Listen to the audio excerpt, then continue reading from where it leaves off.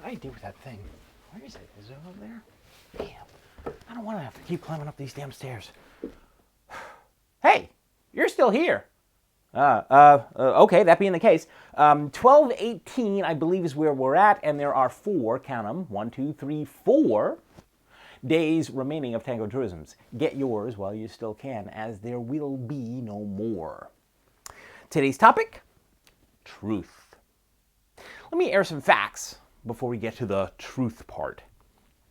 Fact number 1, most people do not want to hear anything nasty about the way in which they dance. Fact number 2, most leads will blame the follower for their lead. Fact number 3, most followers will apologize for that lead. And fact number 4, a good portion of leads will provide unsolicited feedback while they're dancing with a follower. This is not the kind of truth that we're talking about today. The kind of truth that we're talking about is a truth about how we feel or how someone feels while you're dancing with them. Most of the problems that we encounter in Argentine tango come from one specific area. It's the embrace. What do I mean by this? Well, if you stop and you think about it, all of the times that you've had an unpleasant dance with somebody, it hasn't been because of the way that they smell. That may be true. It hasn't been because of the way that somebody is walking. That may be true as well. And it hasn't been because they're not able to follow a beat. It has to do with the way in which they are holding you.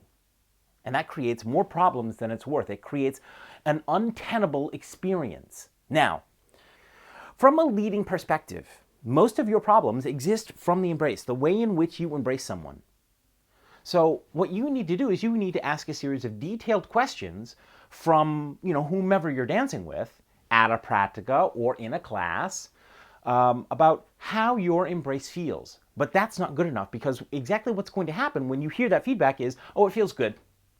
Okay, but that's not the kind of information you need to hear. What you need to hear is specifically where it feels good and specifically what does not feel good. I'll give you an example of what I mean. What you want to ask is, question number 1, is my right hand pulling into you? Question 2, is my right forearm pulling into you? Do you feel pressure or compression from my forearm? Question number 3, is my bicep pushing into your side? Question number 4, is my head tilted into yours? Question number 5, am I pushing with my right arm into yours? Question number 6, am I gripping your hand with my left hand? Question number 6, 7, somewhere in there, am I pulling back on your arm too much? Is this too much pressure or compression for you? And you need to ask this level of detail. It's that simple. This is easy stuff, but the lead has to ask those detailed level of questions. Now, I want to point something out here, is that while you're, eliciting this kind of feedback from someone, not every follower is going to answer these questions in the same way. So ideally what we're looking for is to create a median range of responses and shoot for the median range. Okay, now from the follower side of truth, you have to ask the same level of questions of your lead, the same exact questions, and expect radically different answers. And on top of all of that, the lead will actually give you a lot more feedback about how you feel, and then try to solve the problem for you. All right. Is this truth? In a manner of speaking, yes, and in a manner of speaking, no. But it's the truth about how you feel as a dancer to that person.